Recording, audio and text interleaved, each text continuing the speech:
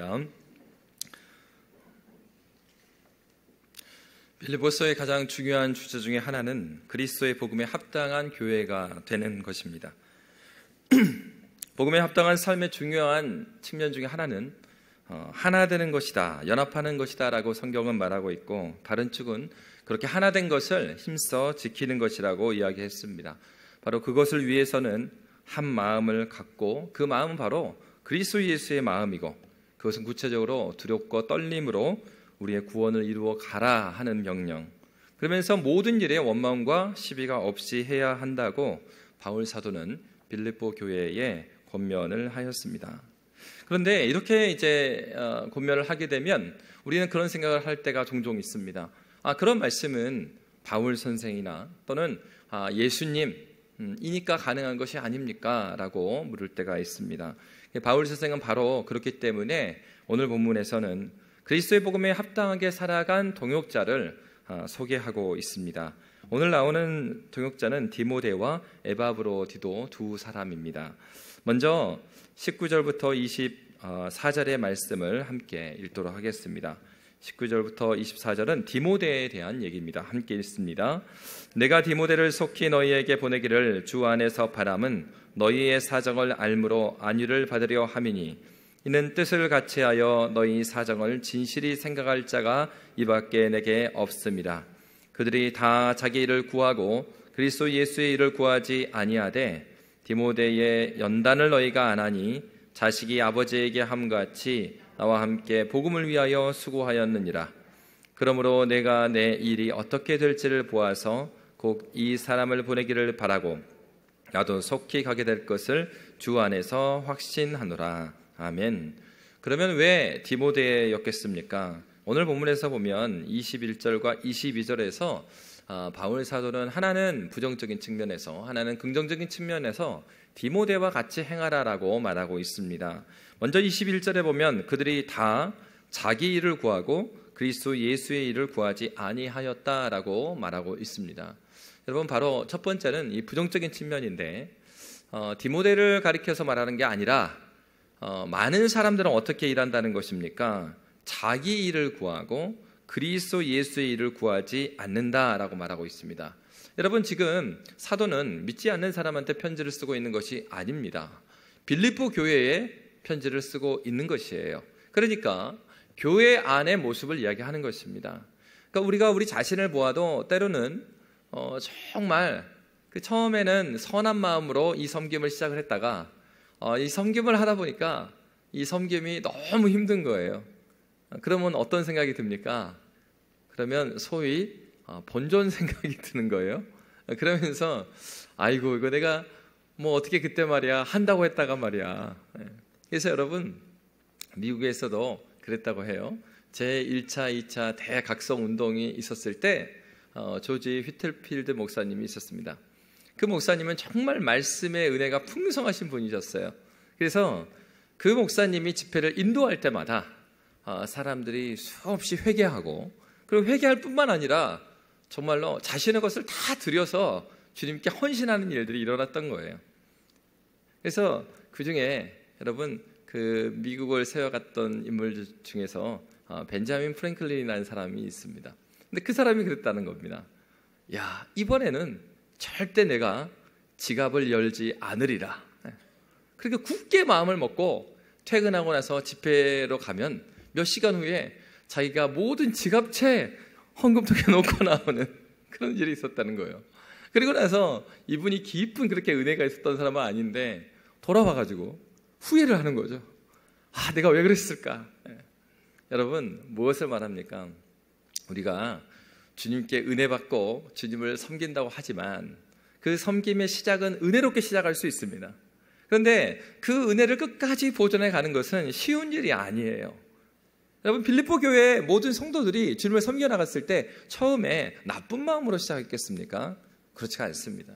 우리도 주님의 몸된 교회를 섬겨 나갈 때 나쁜 마음으로 시작하는 사람은 없어요. 그런 마음인 경우는 시작을 안 합니다. 중요한 것은 하나님 앞에서 우리가 주님을 섬기는 일들을 시작을 했으나 중간에 어려움도 있고 또 여러 가지 이유 때문에 우리의 마음이 바뀌게 되는 것이죠. 사도 바울은 바로 그것을 이야기하고 있는 것입니다. 그래서 우리가 주님을 섬기다 보면 때로는요, 우리가 주님의 도구가 되어야 되는데 주님을 나의 도구로 사용할 때가 있는 것입니다. 여러분, 교회 역사에 보면은 성 아우구스티누스라는 유명한 교부가 있었습니다. 그 교부는 이 세상의 사물들을 두 가지 종류로 나누어서 설명을 했습니다. 하나는 라틴어로 우티라는 단어를 썼어요. 그리고 또 하나는 플루이라는 단어를 썼습니다. 그러니까 우티라는 단어는 사용하기 위한 것이에요. 그러니까 도구로서 쓰임 받는 사물들을 말할 때 이렇게 우티라는 단어를 썼습니다. 그리고 플루이라는 것은 향유하기 위한 사물, 그러니까 최종적으로 그 사물 자체가 목적이 되는 것, 그것을 표현할 때 플루이라는 단어를 썼어요. 그래서 우리도 그럴 때 있지 않습니까? 무엇인가 교회 갈 때 자동차를 사용합니다. 그런데 그렇게 회사 갈 때도 자동차를 사용합니다. 이렇게 사용하시는 분들은 자동차가 무엇입니까? 도구예요, 도구. 수단이라고요. 근데 자동차를 목적으로 생각하는 분들도 있어요. 자동차를 너무 좋아해요. 그래서 자동차를 돈을 주고 사는 게 아니라 이제 렌트하는 경우가 많이 있죠. 요즘에는 매달 렌트비를 내는 그런 차가 있잖아요. 젊은 사람 중에는 이 자동차를 너무 사랑해서 이 차를 한번 타봐야 되는 거예요. 그래서 쭉 타보다가 이 차가 질리면 더 좋은 차를 향해서 차를 바꾸는 겁니다. 이런 경우는 어때요? 요즘 젊은 사람들 표현으로 그 사람은 차에 대해서 진심이다, 이렇게 말을 하죠. 그러니까 우리는 보통 어떤 사물들을 수단으로 사용하는 경우가 있고요, 그리고 그 자체를 목적으로 쓰는 경우도 있어요. 그런데 바로 성 아우구스티누스가 어떤 얘기를 했냐면 우리의 신앙생활도 그런 것이다. 때로는 우리가 주님을 섬긴다고 하는데 주님을 이렇게 우티, 주님을 이용하고 도구로 쓰는 경우가 있다. 그런데 우리의 신앙이라는 것은 궁극적으로 주님을 플루이, 그래서 소요리 문답 1문에서 이렇게 물어봅니다. 사람의 제일 되는 목적은 무엇입니까? 사람의 제일 되는 목적은 하나님을 영화롭게 하고 그를 영원토록 어떻게 하는 거라고요? 즐거워하는 것이다. 이 즐거워하는 단어를 영어로는 enjoy를 썼어요. 그러니까 소위 말하는 enjoy, 하나님을 enjoy하라는 거예요. 그래서 아주 오래전에 어른들이 그런 말을 했잖아요. enjoy를 즐긴다, 막 이렇게 말을 했었잖아요. 그게 뭐예요? 자기의 기쁨과 자기의 소망대로 살아가는 사람들, 그 사람에서는 인생을 엔조이한다, 막 그렇게 표현했잖아요. 바로 그겁니다. 하나님을 엔조이하라는 거예요. 그러니까 바로 아우구스티누스가 한 얘기가 그겁니다.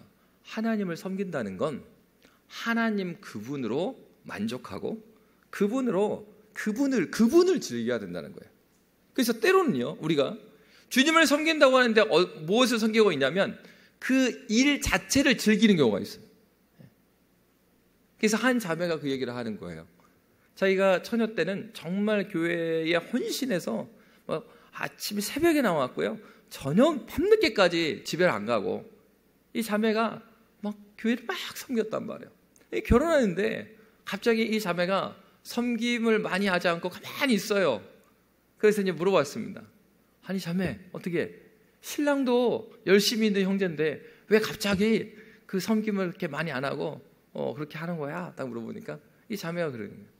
자기는 이 형제를 만나기 전에 자신이 사랑받으려면 열심히 일을 해야 되는 걸로 알았대요. 그래서 남편에게도 결혼을 했는데 남편의 일을 자꾸 비서처럼, 여보 내가 도와줄 게 없어? 회사 일 알려줘봐, 내가 이거 해줄게. 계속 일을 하고 있는 거예요. 어느 순간 남편이 그 얘기를 하는 거예요. 여보, 나는 비서가 필요한 게 아니라 아내가 필요해. 안 해도 돼. 당신이 일한다고 해서 내가 일을 하면 더 사랑하고 일을 안 하면 덜 사랑하고, 그게 아니고 나는 당신이 그냥 좋아. 하나님을 사랑한다라는 건 그거죠. 때로는 우리가 주님의 몸된 교회를 섬기면서도 그 일을 섬기는 경우가 있습니다.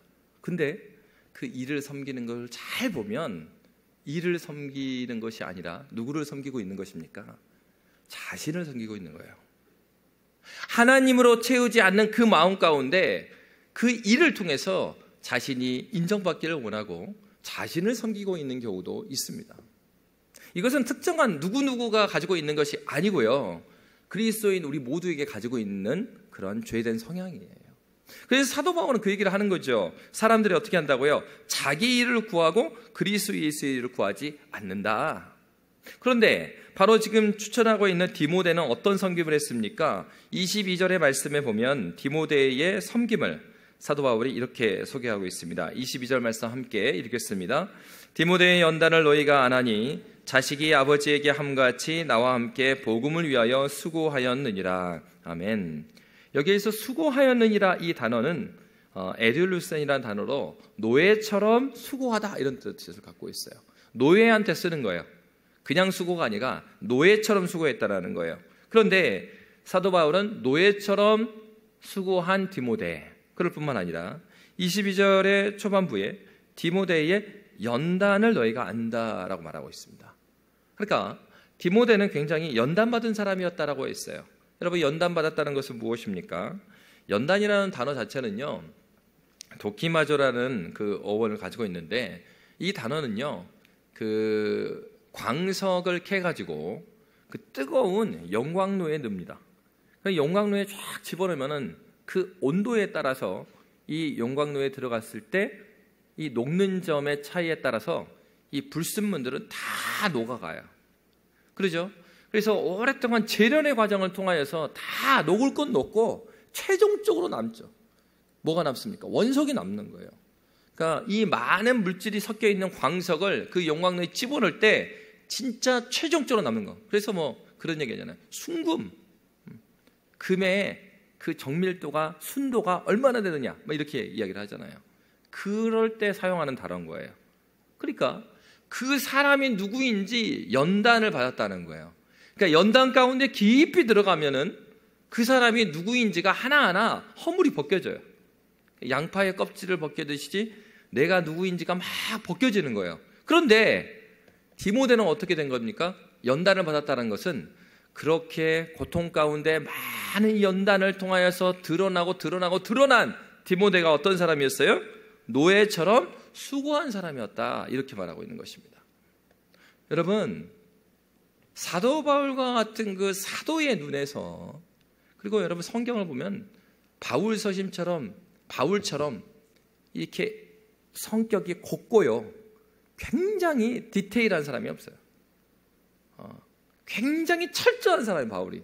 그러니까 여러분, 바울서신 읽고 은혜 받는 분들은 굉장히 똑똑하신 분들입니다. 바울서신을 무슨 얘기를 하는지 따라가면서 읽으려면요, 정말 머리가 막 아파요. 로마서 읽어보셨어요? 로마서 읽으면은, 아니, 나는 이거 궁금하지도 않은데 바울은 계속 이야기를 막 하면서 진행해 나가요. 이렇게 철저한 사람입니다. 그런데 이 바울에게 인정받은 사람이 디모데였던 거예요. 어떻게 인정받았습니까? 수많은 연단 가운데 디모데가 누구인지가 드러났는데 그는 노예처럼 주님을 위해서 수고한 사람이다라고 소개하고 있는 것입니다. 여러분, 우리가 이 디모데의 모습을 보면서 우리 자신에 대해서 한번 물어봐야 되는 거죠. 나는 주님을 이용하는 사람인가? 아니면 주님을 위하여서 내가 도구가 되는 사람인가? 우리의 섬김은 어느 위치에 있는가? 그리고 우리는 하나님을 즐기는 사람인가? 디모데를 추천하면서 바울 사도는 바로 디모데의 이러한 섬김, 연단으로 그가 복음을 위하여 노예처럼 수고한 것을 우리에게 권면하고 있습니다. 두 번째로는 에바브로디도를 소개하고 있습니다. 에바브로디도를 보면은 25절에 보면 바울이 이렇게 소개합니다. 자, 25절 말씀 함께 읽도록 하겠습니다. 그러나 에바브로디도를 너희에게 보내는 것이 필요한 줄로 생각하노니 그는 나의 형제요, 함께 수고하고 함께 군사된 자요, 너희 사자로 내가 쓸 것을 돕는 자라. 여러분, 나의 형제, 바울이 나의 형제라고 하는 표현들은 흔하게 표현하는 표현이 아니에요. 내 형제라고 표현하는 것만 봐도 이 에바브로디도는 바울과 굉장히 가까이 있었던 사람입니다. 함께 수고한 자, 함께 군사된 자, 이렇게 말하고 있습니다. 바로 동역자란 얘기죠. 너희 사자, 보냄을 받은 위임받은 메신저, 당시에 이런 사자를 아무나 보내진 않아요. 보내는 사람이 신뢰하는 사람을 이렇게 메신저로 보내는 것입니다. 내가 쓸 것을 돕는 자, 사역자, 일꾼, 섬기는 자라는 말입니다. 한마디로 말해서 에바브로디도는 바울에게 있어서 어떤 사람이냐면 바울이 가장 신뢰하는 사람 중에 한 명이었습니다. 그러면 이런 에바브로디도는 어떤 성품을 가졌기에 바울이 이렇게 그를 추천하고 빌립보 교회에 보내고 있는 것인가 하는 거죠. 우리 26절과 27절 말씀 함께 읽도록 하겠습니다. 그가 너희 무리를 간절히 사모하고 자기가 병든 것을 너희가 들은 줄을 알고 심히 근심한지라. 그가 병들어 죽게 되었으나 하나님이 그를 긍휼히 여기셨고 그뿐 아니라 또 나를 긍휼히 여기사 내 근심 위에 근심을 면하게 하셨느니라. 아멘. 여러분, 사도 바울이 말하기를 에바브로디도가 어떻게 됐다고 하는 것입니까? 병들어서 죽게 됐대요. 그런데 병들어서 죽게 된 사람이 이 소식이 빌립보 교회에 전해지니까 누구를 염려하는 거예요? 교회를 염려하는 거예요. 그래서 이 얘기하는 겁니다. 자기가 병든 줄을 알고 심히 근심했어요. 어떤 것 때문에요? 자기가 병든 거. 메신저로 에바브로디도가 지금 바울에게 갔거든요. 근데 그 바울에게 메신저로 갔는데 자기가 아파버린 거예요. 근데 그 소식이 빌립보 교회에 전해지니까 아이고, 내가 메신저로 왔는데 또 다시 빌립보 교회 메신저로 갈 텐데 이 소식이 내가 아팠다는 소식이 전해지면 빌립보 교인들이 막 염려하겠구나. 그것을 근심한다는 겁니다. 에바브로디도는 어떤 사람이었습니까? 자신에 대한 안위보다, 자신의 건강보다 누구의 건강을 먼저 생각합니까? 교회의 건강을 먼저 생각해요. 여러분, 신앙생활이라는 것은 바로 이것입니다. 예수의 사랑이라는 것이 그거죠. 앞에서 보였던 예수의 모본이 무엇이었습니까? 죽기까지 복종하셨다는 거예요. 자신을 다 내어드렸어요. 예수께서 무엇인가 자신을 위해서 걸으신 게 아니라 우리를 위한 삶을 사셨습니다. 신앙의 시작 자체가 여기 있는 것이죠. 그렇기 때문에 지금 예수를 닮은 디모데, 예수를 닮은 에바브로디도가 나오는 것이죠. 자기의 유익을 굳이 아니한다. 그래서 여러분, 주님께 은혜를 많이 받은 사람은 아멘 아멘 아멘 많이 해서 그 사람이 은혜 받은 것이 아니고요. 예배 현장에서 눈물을 막 흘린다고 해서 그 사람이 정말 하나님께서 원하시는 그러한 은혜를 받은 것이 아니고, 그 사람이 진짜 은혜 받은 것은 어디에서 나타납니까? 예배 드린 이후에 나타나죠. 어떻게 해요? 예수처럼, 예수님처럼 자기를 죽기까지 내어놓는데 그것으로 기뻐하시는 거예요. 자기의 몸이 병들었어요. 그럼에도 불구하고 교회의 안위가 더 걱정이 되고, 나보다는 교회가 더 우선이 돼야 되고, 나보다는 우리 지체들이 바로 서는 것이 기쁨이 되는 거예요. 우리에게도 그런 비슷한 감정이 있잖아요. 자녀들을 향해서 그렇지 않습니까? 내가 잘 되는 것도 좋아요. 그렇지만 내 자녀가 잘 되는 것이 나에게 더 기쁨이에요. 여러분, 교회에서도 종종 봅니다. 헌신되게 막 일하셔요. 네? 헌신에서 서면은 그 권사님 있어요. 그럼 권사님 아들이 그래요. 엄마 나이가 몇 살인데 엄마 이제 안 해도 돼. 후배 권사들이 많잖아. 야, 놔둬라이. 나 할란다이. 왜요? 왜? 야, 이렇게 한 것이 얼마나 기쁜지 아냐? 너 보는 것도 기쁜데, 야, 내가 이렇게 막 성경할 때 그 애기들이 말이야 얼굴이 환해지고, 그게 내가 낙이요. 그거 막지 마라. 그러죠. 주님을 섬기는 것이 내 기쁨인 거예요. 자녀의 마음도 훌륭하잖아요. 그러니까 어머니 힘드시니까 쉬시라고. 근데 어머니의 마음도 너무 훌륭해요. 정말로 자기의 작은 헌신으로 주님의 몸된 교회가 세워지는 것이 막 기쁨인 거예요. 바로 이 기쁨을 가지고 있었던 사람이 에바브로디도였습니다. 그렇기 때문에 에바브로디도는 어떻게 하였습니까? 에바브로디도가 그렇기 때문에 오늘 본문에서 바울이요, 그를 이렇게 말하고 있어요. 30절의 말씀에 보면 에바브로디도에 대해서 이렇게 기록합니다. 우리 30절 말씀 함께 읽도록 하겠습니다. 그가 그리스도의 일을 위하여 죽기에 이르러도 자기의 목숨을 돌보지 아니한 것은 나를 섬기는 너희의 일에 부족함을 채우려 함이니라. 아멘. 오늘 본문에서 30절에서 죽기에 이르러도 이 단어가요. 재미있는 건 앞에서 빌립보서 2장 8절에 나와 있는 단어하고 같은 단어를 썼어요. 빌립보서 2장 8절에 보면 이렇게 되어 있습니다. 함께 읽겠습니다. 사람의 모양으로 나타나사 자기를 낮추시고 죽기까지 복종하셨으니 곧 십자가에 죽으심이라. 아멘. 지금 바울 사도가 어떻게 소개하고 있는 것입니까? 에바브로디도가 누구랑 같다라는 얘기예요? 예수 닮았다는 얘기하는 겁니다. 여러분, 주님 믿는 사람, 은혜 받은 사람은 예수의 길을 걸어가요.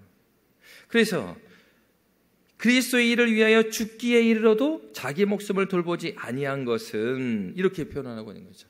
누구? 그리스도 예수께서 아버지 하나님의 그 뜻을 이루는 데 있어서 자신을 내어드리는 데 전혀 어려움을 겪지 않으시고 오히려 그것을 기뻐하시고 마땅한 길로 걸어가셨던 것입니다. 여러분, 우리 교회, 양림교회 역사에서도 그런 분들이 있더라고요. 제가 뭐 얼마 안 됐지만은 그 몇 달 먼저 온 권위로다가 한 번씩 강사님이 오시면 이 주변을 안내를 해드리다 보니까 이 주변에 있는 유진벨 기념관도 있고 뭐 최홍종 목사님 기념관도 있고 막 그러잖아요. 그래서 이게 영상을 벌써 10번이 넘게 봤어요. 그래가지고 또 우리 교회 그 요람을 쭉 넘겨보다 보니까 최흥종 장로님이 계시더라고요. 목사님. 그래서 또 이제 검색을 해봤죠. 자세하게 딱 보려고. 근데 그 중에 하나의 내용이 나오는데 이분이 처음에 선교사님들이 오시니까 선교사님의 예전에는 깡패였고 이제 회심하여서 선교사님의 조사로, 그러니까 선교사님 돕는 사람으로 이렇게 같이 다니셨다고 합니다. 그런데 이 오심 선교사님들 중에 한 분이 포사이드 선교사님이라는 분이 계셨대요. 근데 이 포사이드 선교사님이 지금 사실 그 예수병원에, 전주 예수병원에 원장도 하셨던 분인데, 그러니까 이분이 순천 쪽에 가서 이 선교를 하다가, 의료 선교를 하다가 어떤 소식이 들었냐면은 오웬 선교사님이 위급하다라는 소식이 들은 거예요. 그래서 급하게 이제 올라오는 길이었습니다. 근데 올라오는 길에 광주에 다 와서 어떤 사람을 보게 되냐면 한센병 걸린 이 소녀를 보게 돼요. 그러니까 어느 굴에 한센병 걸린 이 소녀가 거의 죽어가듯이 그렇게 지내고 있는 거예요. 그래서 이 선교사님이 말을 타고 가다가 말에서 내려가지고 이 한센병에 있는, 그러니까 한센병에 있으니까 어떻겠습니까? 고름도 나고 피도 나고 막 그러죠. 그러니까 이 지팡이를 짚고 오는 이 소녀를 데리고 와갖고 말 위에 세웠어요. 그러니까 말이 태우다 보니까 지팡이가 땅에 떨어진 거예요. 그래가지고 이 선교사님이 옆에 있던 당시에 이제 최흥종 조사에게 저기 지팡이 좀 가지고 오라고. 그러니까 최흥종 목사님이 그랬다는 거예요. 자기가 그 지팡이를 만질 수가 없었어요. 왜냐면은 지금 그 지팡이에 고름도 묻어 있고 피도 묻어 있고, 그거 잡았다가 나도 걸릴지가 모르는데, 그러니까 그 지팡이를 못 잡았다 이거예요. 근데 이 선교사님이 말에다 실을 뿐만 아니라 그 지팡이를 가지고 쭉 광주까지 온 거예요. 그러니까 나중에 어떤 병원이 생깁니까? 나병원이 생겨요. 그래서 뭐 아시는 분은 아시겠지만은 여수 애양원도 바로 이 최흥종 목사님을 통해서 고종이 또 이렇게 하사이제에서 여수 애양원이 생겼다, 그런 기록이 있어요. 먼저 어디 광주에 생겼어요. 이곳에서 먼저 생겼던 거예요. 나중에 최흥종 목사님이 자신이 크게 회개하고 한 1000평의 땅을 기증을 했대요. 그래서 거기에서 병원이 시작되고 또 나환자들 위하여서 그런 일들이 시작됐다고 합니다. 그때 최흥종 기록에 보면 최흥종 목사님이 그런 거예요. 야, 나는 같은 민족도 더러워가지고 내가 병이 들까봐 이 지팡이를 잡지도 못하는데, 저 사람은 우리의 피부비도 다르고 전혀 다른 사람인데 저 사람들이 이렇게까지 조선 사람을 사랑하나? 여러분, 무엇 때문에 그러겠어요? 이 선교사님들이 우리하고 혈연적으로 연결된 적이 있습니까? 연결된 게 하나도 없습니다. 딱 하나 연결된 거는 그 하나예요. 그리스도 예수 안에 한 형제 자매인 거, 이거 말고는 없습니다. 여러분, 복음의 능력은요, 자기 자신의 목숨을 귀히 여기게 만든 것이 아니고, 복음의 능력은 나 외에 다른 사람들의 생명을 귀히 여기게 만드는 거예요. 먼저는 하나님을 너무 귀하게 여기게 만들고, 하나님을 귀히 여기는 사람은 누구를 귀히 여깁니까? 옆에 함께 섬기는 사람들을 귀히 여기는 거죠. 그럼 복음의 능력은 여기 있는 것입니다. 복음의 은혜는, 내가 은혜 받았다는 증거는 이 예배당 안에서도 증거가 되지만 더 확실히 나타난 게 무엇입니까? 월요일부터 나의 삶의 현장에서 확실히 드러나는 거예요. 내가 은혜 받고 내가 참된 그리스도이냐 하는 것은 내 삶 가운데서 내 생각과 사상이 바뀌어 나가니까 어떻게 했습니까? 나의 삶의 질서가 바뀌죠. 나의 삶의 질서가 바뀌니까 내 삶이 바뀌어 나가는 겁니다. 나의 삶의 현장에서 이 홍길동이라는 사람이 바뀌어 있는 거예요. 깡패였던 최영종이 이 사람이 바뀌었어요. 저 사람은 그럴 리가 없는데 땅을 막 기증을 하는 거예요. 여러분, 성경에 바울이 추천하고 있는 디모데와 에바브로디도만 있는 것이 아니고 여러분은, 저와 여러분은 정말로 귀한 교회에 있는 거예요. 왜 그렇습니까? 그러한 신앙의 선배가 이 교회를 지켜왔잖아요. 수많은 자신의 목숨을 걸고, 기록들을 보니까 그때도 있었더라고요. 신사참배에 반대하다 보니까 광주에 있는 교회들이 다 문을 닫아버리고 딱 2개의 교회만 남겨놓는 그런 시절도 있었더라고요. 그렇게 예배하는 시간도 있었어요. 우리가 이 자리에 서 있는 것은 그리스도 예수를 깊이 사랑해서 자신의 목숨을 아깝게 여기지 않고 불의에 항거하면서 신사체벌을 강요함에도 불구하고 거기에 싸워가면서 신앙을 지켜온 신앙의 선배들이 바로 이 교회에 있었습니다. 저와 여러분은 바로 그러한 신앙의 유산을 갖고 있는 사람들이에요. 바울 사도는 바로 그 얘기를 하고 있는 것입니다. 그리스도인들은 누구입니까? 바로 그렇다 보니까 어떤 분이 말하기를 그리스도인들을 향해서 안 믿는 분이 하는 얘기예요. 예수 믿는 사람이요? 전도하더니 예수 믿는 사람이요? 그 사람들 같이 오지랖 넓은 사람이 없어. 뭔 그렇게 상관을 하는지 모르겠다고. 엄청 상관하고 다닌다고, 교인들이. 근데 그 얘기가 나쁜 얘기로 하는 게 아니라 좋은 얘기로 하는 거예요. 교회에 다니는 사람들 같이 관심을 많이 갖고 사랑을 갖는 사람이 없다, 그런 얘기를 해요. 그분이 하는 얘기가 그런 거예요. 교인들은 오지랖퍼들이다. 오지랖을 떨고 다닌다. 여기저기 관심을. 왜 그렇습니까? 사랑하는 사람에게는요, 남들이 안 보이는 게 보이거든요. 내가 사랑하는 자식은요, 참 재밌어요. 애기 엄마들이요, 놀이터에서 수많은 애들 떠들고 놉니다. 근데 누가 누구 목소리인지 안 들려요. 근데 이 엄마들이 자기 애기 목소리는요, 다 들어요. 보통 놀이터에서 엄마들이 애기들 막 보고 있는 것 같죠? 보통 엄마들이 애기들 잘 안 봅니다. 그리고요, 아줌마들끼리 수다 떨어요. 근데도 막 수다를 떨다가 소리만 나도 갑자기 떠! 하면서 엄마가 말하려다가 막 뛰어가. 자기 애기 목소리는 들린대요. 다른 엄마들은 못 들었어요. 근데 그 엄마는 들어요. 사랑하는 사람은 그 사람의 필요에 민감해요. 우리가 하나님을 사랑하고 또 이 교회를 사랑하고 지체를 사랑하면 그 사랑하는 사람의 필요에 민감해지게 돼요. 보이지 않는 것이 보입니다. 내가 정말 복음을 전해야 되겠다고 하는 그 사람이 있으면 그 사람을 위해서 막 기도하다 보면 그 사람의 필요가 보여요. 그래서 그에게 있어서 그 사람이 생각할 때는 오지랖을 떠는 거죠. 근데 그게 뭡니까? 예수 사랑이에요. 더 관심 갖고, 더 찾아가고, 더 들어주고. 여러분, 그리스도 예수의 사랑이라는 것은, 하나님의 사랑이라는 것은 바로 이런 힘을 가지고 있습니다. 이런 측면에서 우리는 어떤 사람들입니까? 거룩한 오지랖쟁이들이야. 거룩한. 그냥 오지랖을 떨면 안 되고, 어떤 오지랖이요? 거룩한 오지랖. 그래서 옆에 있는 분들에 대한 관심을 갖게 되고 이웃에 대한 관심을 갖게 되는 것입니다. 여러분, 오늘 성경은 어떻게 말하고 있습니까? 사도 바울은 23절과 24절에서 이런 얘기를 하고 있어요. 우리 23절, 24절 말씀 함께 보도록 하겠습니다.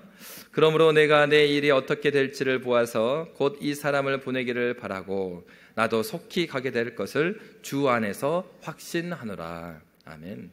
바로 디모데와 에바브로디를 보내면서 자신도 함께 가기를 원한다라고 말합니다.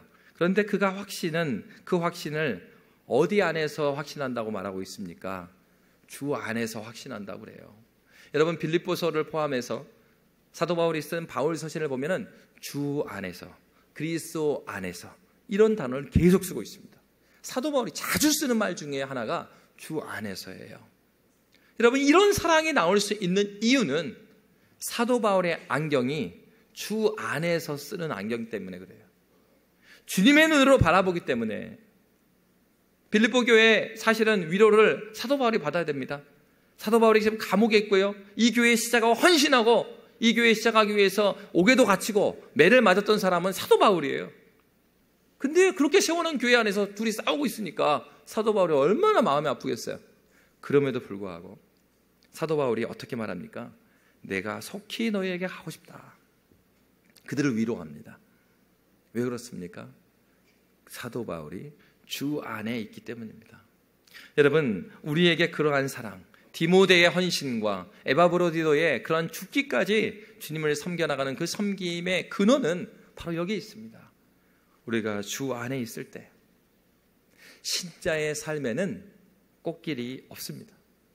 안타깝지만 신자의 구원의 여정에는 꽃길은 없습니다. 그러나 그 꽃길이 아님에도 불구하고 그 길이 기쁜 이유는 주 안에서 걷기 때문이고요. 오늘 본문에서 말한 것처럼 사도 바울이 혼자 일하지 않고 누구와 함께 일했습니까? 디모데와 에바브로디도와 함께 일했습니다. 여러분, 우리가 주님의 몸된 교회를 섬겨나갈 때도 육체에 후패함에도 불구하고 내 영혼은 날로 새로워집니다. 이런 고백이 가능한 이유가 무엇입니까? 우리가 주 안에 있기 때문이고 함께하는 동역자들과 함께 걷고 있기 때문입니다. 저와 여러분이 옆에 있는 지체들을 손을 잡고 함께 걷는 믿음의 교회가 되기를 주의 이름으로 축원합니다. 우리 옆에 있는 분들과 한번 인사하고 마치도록 하겠습니다. 자, 옆에 바라보시면서 그 손은 잡지 마세요. 요즘에 코로나가 돈다니까. 자, 그 꽃길이 아니라 주님의 길 함께 걸어가십시다. 인사하도록 하겠습니다. 꽃길이 아니어도 주님의 길 함께 걸어가십시다. 기도하겠습니다.